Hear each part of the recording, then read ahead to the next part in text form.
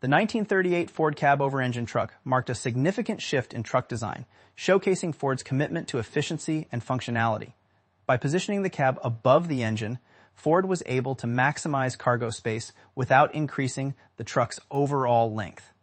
This was particularly beneficial for industries that required heavy hauling while maintaining maneuverability. The streamlined, rounded front end, characteristic of late 1930s Ford styling, gave the cab-over-engine truck a distinctive and imposing look.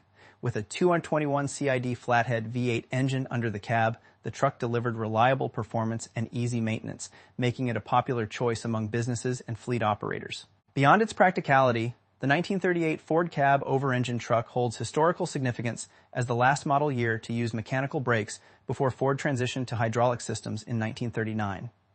Available in multiple wheelbase lengths, it provided flexibility for different applications from delivery trucks to fire engines. Today, these trucks are highly sought after by collectors and custom builders, often restored or modified into custom haulers and showpieces. Their unique design, combined with their place in the evolution of commercial trucking, ensures they remain an enduring symbol of early innovation in the industry.